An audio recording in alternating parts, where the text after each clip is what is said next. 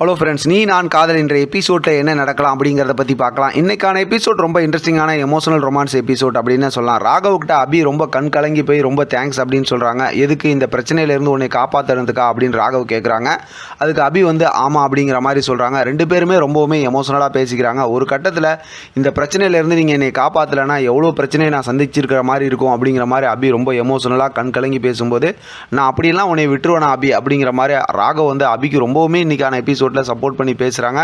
அபியும் போய் அப்படியே படுத்துக்க சொல்லிட்டு படுத்துடுறாங்க. அபி கண்டிப்பாக அஞ்சலி அக்காவுக்கு துரோகம் செஞ்சிருக்க மாட்டாங்க அப்படிங்கிற மாதிரி ராகவ் மனசுக்குள்ளார பேசி ரொம்பவுமே ஃபீல் பண்ணுறாரு. அடுத்து கிச்சனில் பார்த்தோம்னா அனு வேலை செஞ்சு முடிச்சுட்டு அடுப்பெல்லாம் ஆஃப் பண்ணி வச்சுட்டு தான் போகிறாங்க. பின்னாடி போய் சுந்தரி அந்த கேஸ் எல்லாம் ஆன் பண்ணி வச்சுறாங்க. இப்போ தர்மா வந்ததுக்கப்புறம் யார் கேஸ் ஆன் பண்ணி வச்சதுன்னு அப்படின்னு சொல்லி கேட்டுட்டு இப்போ அனு தான் அந்த மாதிரி செஞ்சு வச்சுட்டாங்கன்னு சொல்லி அனு மேலே அந்த பழியை போடுறாங்க.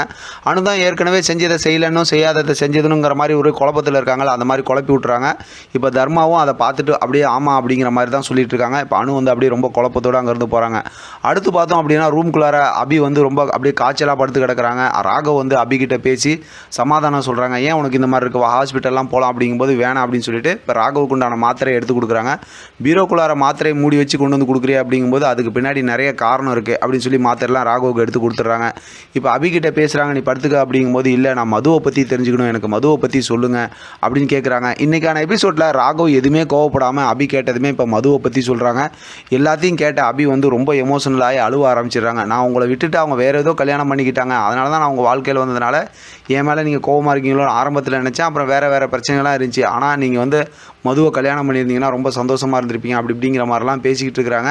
இப்போ பார்த்தா அப்படியே ராகவும் ரொம்ப எமோஷனலாக அழுகுறாரு, அபியும் ரொம்ப எமோஷனலாக அழுகுறாங்க. ஒரு கட்டத்தில் பார்த்தோம் அப்படின்னா அபியை நீ சமாதானப்படுத்தி நீங்கள் படுத்துக்கோ அப்படின்னு சொல்லிட்டு ராகவ் மனசுக்குள்ளார நீ மதுவோட இடத்த ரீப்ளேஸ்மெண்ட் பண்ணிட்டேங்கிறத உங்ககிட்ட என்னால் சொல்ல முடியாமல் இருக்குது அபி அப்படிங்கிற மாதிரி ராகவ் அதையும் அப்படியே மைண்ட் வாய்ஸில் பேசி ரொம்பவுமே எமோஷனலாக ஃபீல் பண்ணுறாரு. இன்றைக்கான எபிசோட் ரொம்பவுமே இன்ட்ரெஸ்டிங்கான எமோஷனல் எபிசோட் அப்படிங்கிறதுல டவுட்டே இல்லை. ஏன்னா ராகவ் எந்த இடத்துலையுமே கோவப்படல அபிகிட்ட, அபியும் எந்த இடத்துலையுமே தேவையில்லாத வார்த்தைகளை பேசல.